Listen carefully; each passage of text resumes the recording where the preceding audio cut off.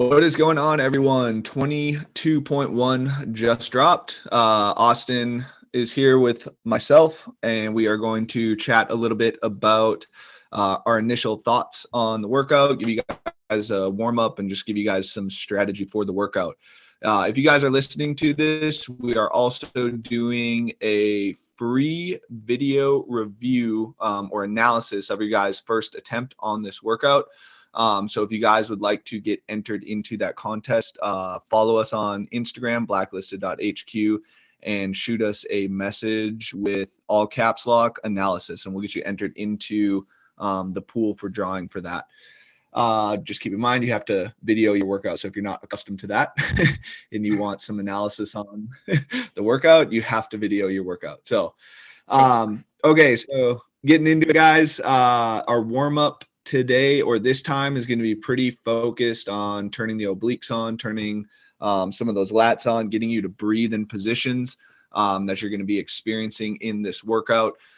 So first thing we have is just 5-minute row to warm up the posterior chain a little bit more. Then we're going into some breathing prep work. So we have a seal stretch, go 3-second inhale and exhale through the nose, kind of open up that thoracic extension portion of the burpee. So kind of after you touch the ground and pop off the ground, opening that up to kind of open up your breathing pattern in that burpee. Then we have 3-position empty bar deadlift, inhale, exhale. We want you guys to take this a little bit slower. So you're going to pause at the shins, take a full inhale, exhale, below the knee and above the knee, take a full inhale, exhale, slow pull up to the hips, and then come back down. Same thing, inhale, exhale. So this is going to be a little bit slower. It'll help warm up that posterior chain, but it's also going to teach you that you're okay in breathing through the bar coming up and the bar coming down, kind of protecting that spine. Then we just have some mobilization of the psoas hamstrings and lower back. Warm up the posterior chain a little bit, warm up the anterior chain as well. Isometric glute bridges, clam shells, some planks. This is where we'll kind of warm up the lats with some lat pull downs. Get to the posterior chain really firing with some Nordic curls, banded pull throughs, and then just no push up, no jump burpees, kind of just warming up that hinge pattern a little bit more. Our intervals before the workout, you guys are going to row 20 16 calories. You're going to increase pace every 5-4 calories. So start a little bit slower, gradually build. And then you guys are going into 3-2-1 deadlifts to just kind of get the rhythm of the workout down. And you guys are going to increase weight on each set. So it'll start off 185, 135. Next set will be 205, 145. Last set it will be game weight, 225, 155. Then you guys are going to hit 22.2. And we are also going to give you a cool down because this workout is going to more than likely destroy your back as at least one open workout will destroy some part of your body. But this one is definitely cool down warranted. Definitely recommending getting this one in sooner rather than later. So you guys, if you need to, retest on Monday. But I think for most people, this is going to be a high enough volume to be one and done on this guy. So Austin, what are your initial thoughts on this workout here? Well, kind of like you said already, it's a lot of hinging with this, and it's a higher volume piece with a short time domain. So, I mean, we have 200 total reps with a 10-minute cap. So it's not like you can really overpace this. You still have to kind of go for it the entire time. Yeah. Yeah, the cap's a little bit, well, I guess they did the cap last year too. Yeah, I think this one is pretty aggressive for a cap wise. Yeah.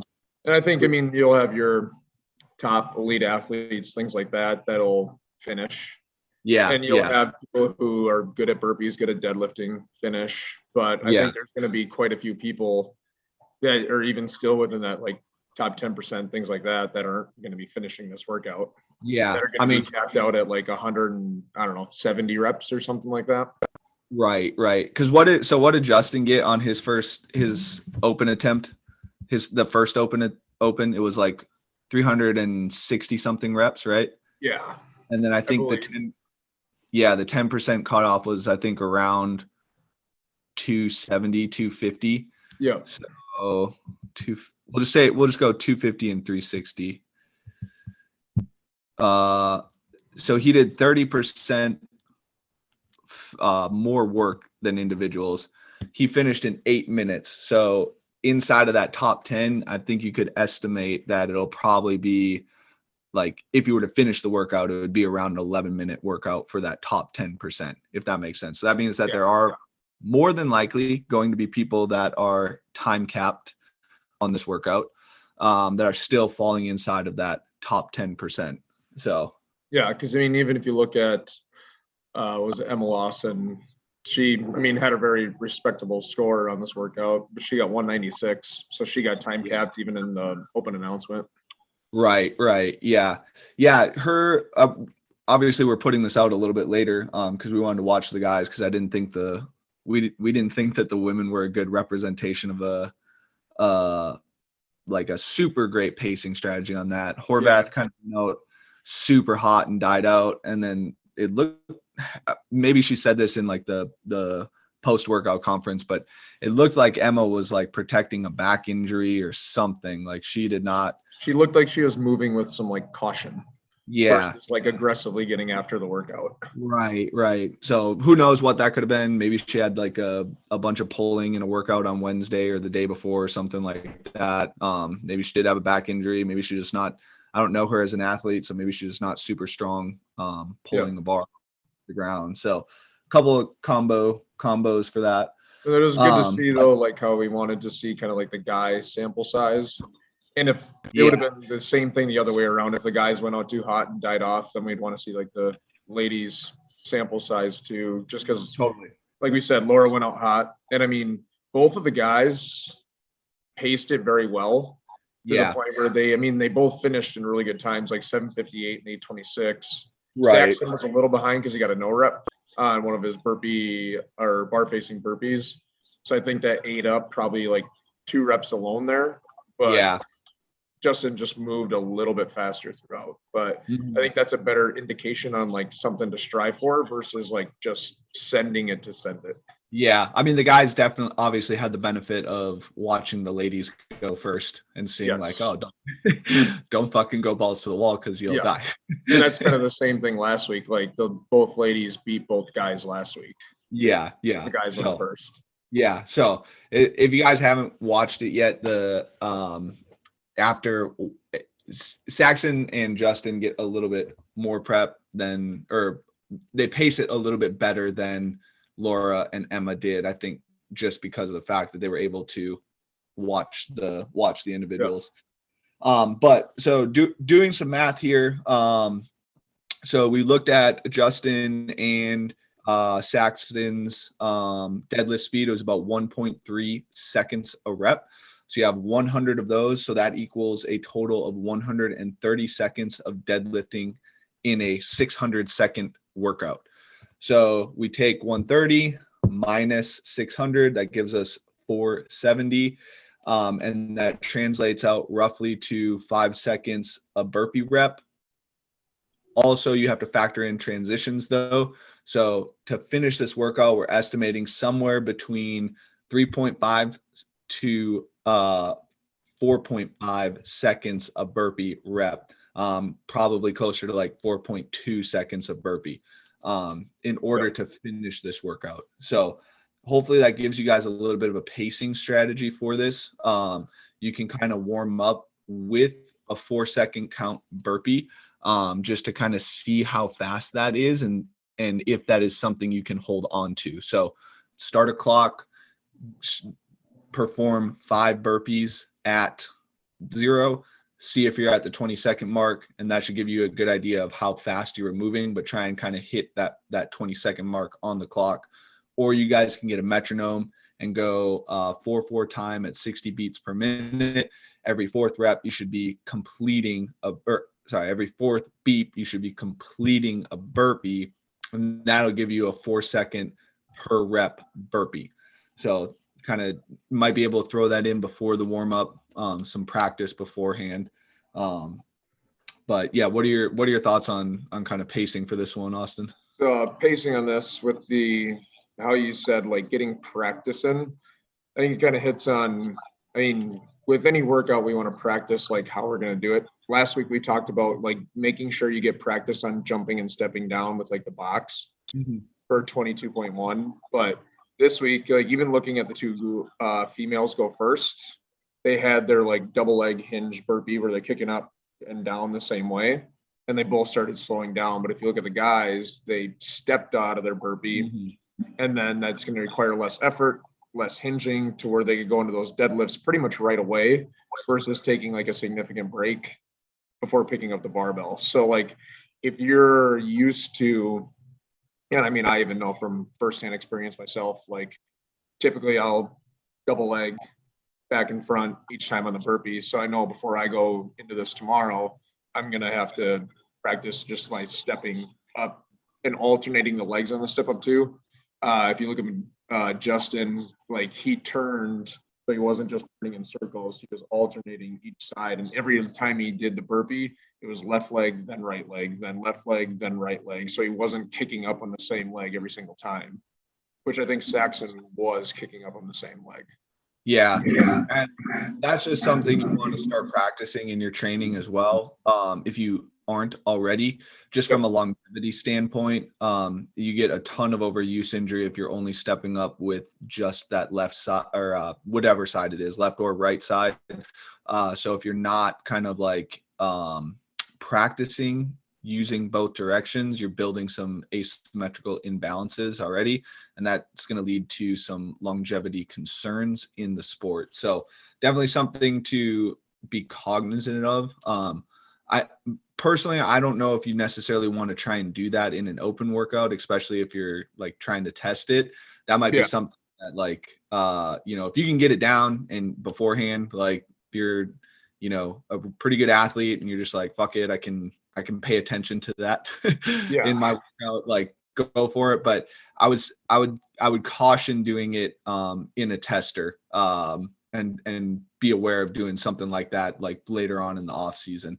But I say practice it. It's not saying like you must do this, but like if you can pick it up, like you said, pretty like good athlete to where you can like pick up on stuff quickly, and you can still like think through the workout to where you can be like, okay, burpee, step, hop, burpee, step, hop. And you can kind of like think through that while moving. You're going to be a little better off just because your effort levels decrease versus popping up every single time. But if it doesn't feel natural, don't do it, because all of a sudden you're going to get 2 minutes into this workout and you're going to be anxious because you're stumbling all over yourself trying to stay calm, and then your heart rate's just Yep. So whatever feels good, do that. And then just try to hold, like you said, that 4-second pace. But if you're comfortable stepping, I would say try to do the steps. Yep. For sure. Yeah. So one big thing to focus on this is foot placement.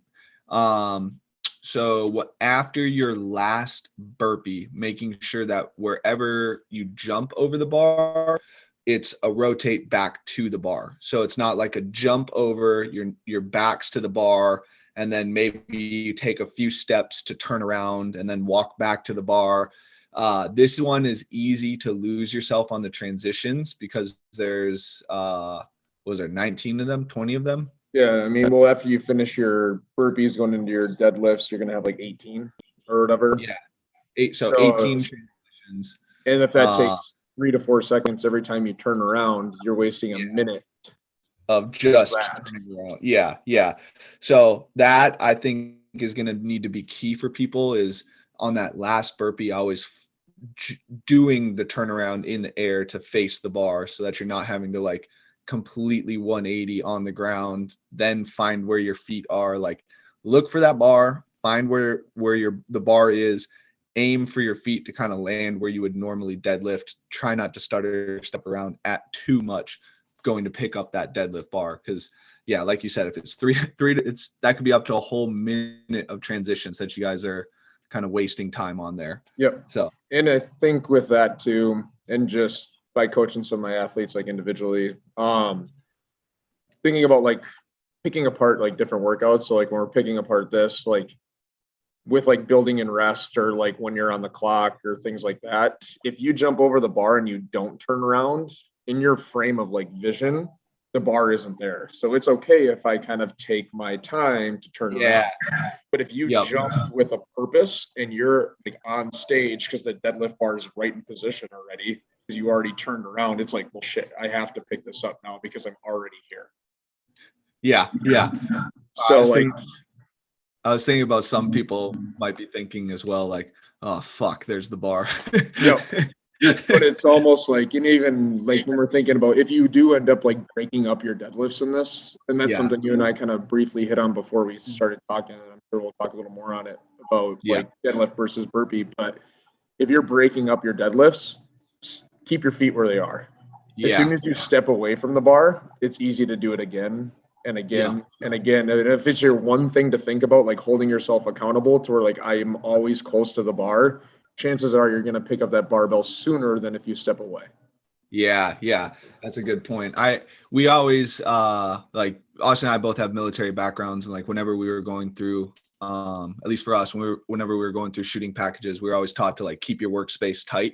So I was like movements and stuff like that. And that's kind of what I attribute to like CrossFit open workouts, especially, is like keep your workspace tight. So like no excess movement, make sure your barbell's right next to wherever it is you're doing. That kind of accounts to that transition with the burpee around or turn with the burpee. Like make sure everything's tight and you're not expanding that workspace. Because as soon as you a little bit more aggressive in the military, but milliseconds count when you're shooting at people.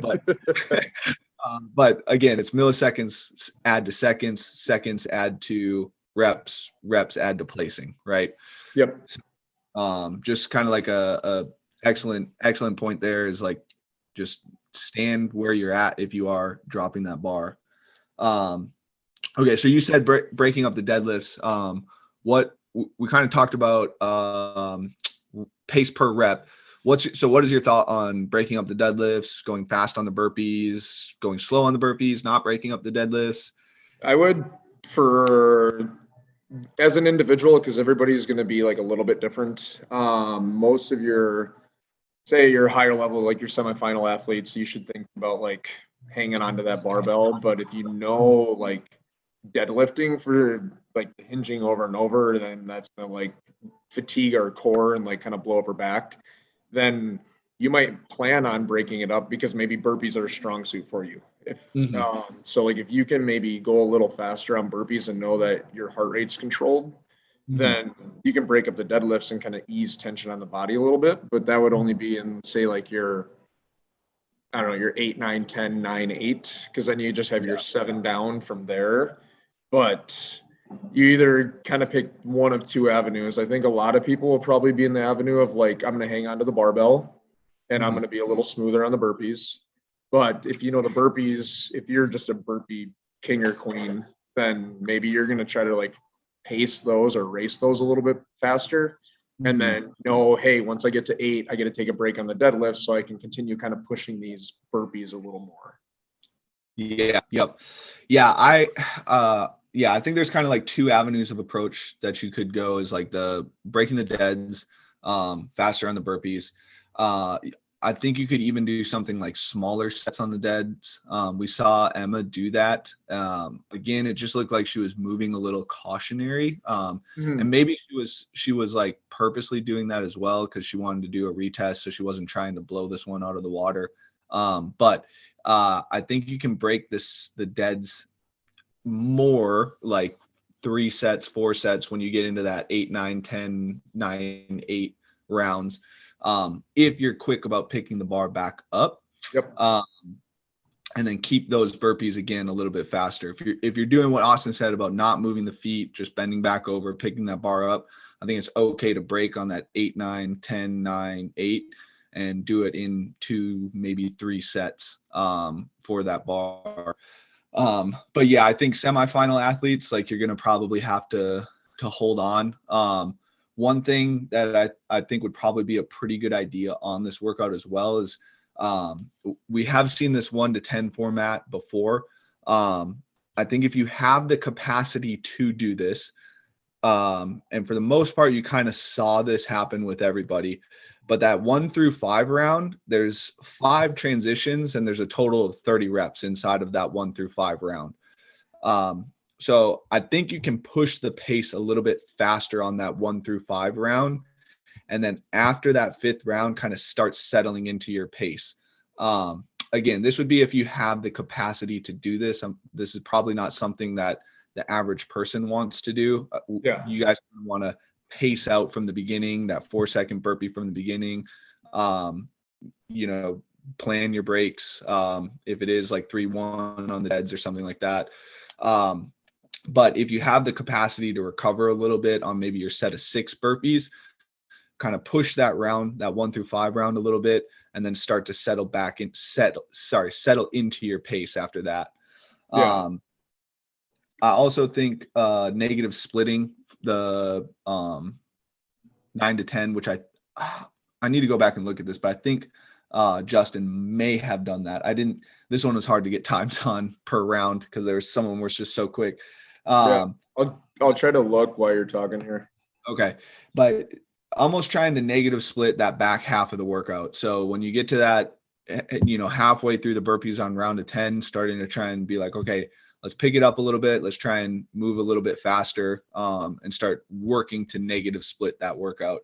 I think that is a better game plan. You're not going to blow up on the back half like we saw Laura do. Now, granted, she still had a really good time, but it wasn't, 8:20 and sub 8 like Justin and Saxon did.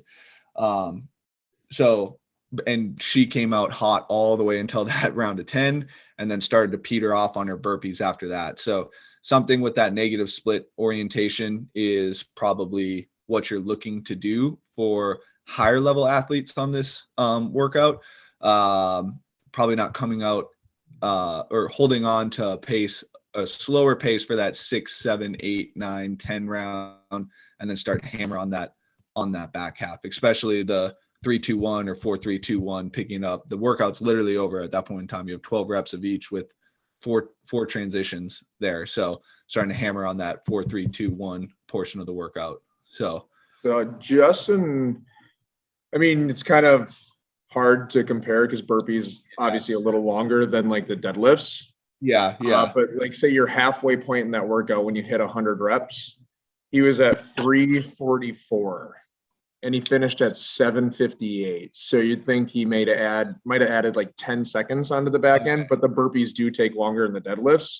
Yeah. So he almost held like the same splits. Yeah. Okay. So yeah. And you're starting to see that from him in general, is his degradation of speed on all movements is almost like null. He almost doesn't have a degradation of speed for CrossFit workouts. So and that's why he won the games last year. Yeah. So burpees, guys, just freaking be tough on them. They're gonna hurt. They're supposed to hurt. You signed up for the CrossFit Open because you have some sort of masochist in you in some way, shape, or form. And then kind of going along with that too, how you said obviously it's going to hurt and we should know that going into it, but they do give like a 10-minute time cap. Some of us are just going to have a 10-minute AMRAP. Some of us are going to be able to complete it. So you got to think, this is a 10-minute time cap. Don't go at a pace that you can only hold for 2 minutes. So just because you want to make it hurt, don't make it hurt worse than what you need to, because then you're screwed. Yeah. That does not mean go out hot. It means and if you paced it correctly at some point in the 30 to 60, 70 rep range, it's going to really start to freaking suck.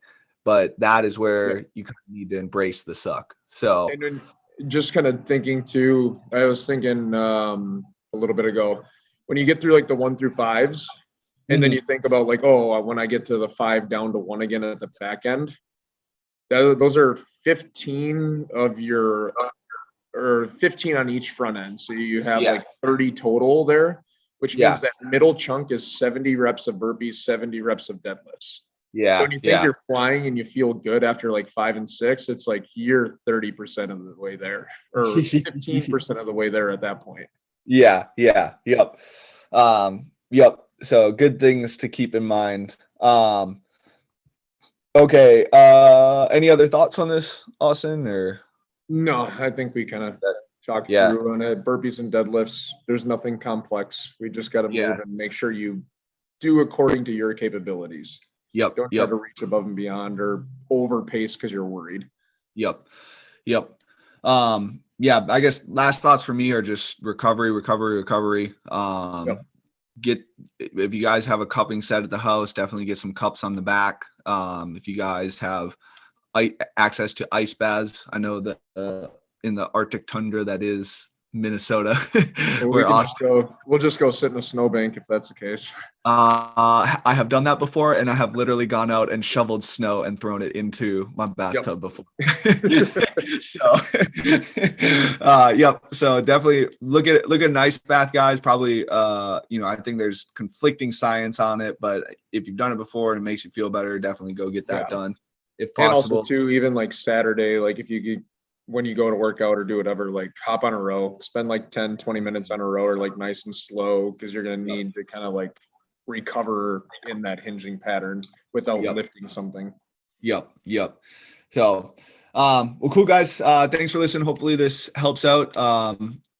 Again, we're putting on the free open workout analysis, so if you guys are interested in that, follow us on Instagram, blacklisted.hq. Shoot us a message that's all caps analysis, and we'll get you signed up for that. Thanks for hopping on this, Austin, and good luck this week, everybody. Don't trash your backs too bad. Yes. We'll talk to you next time.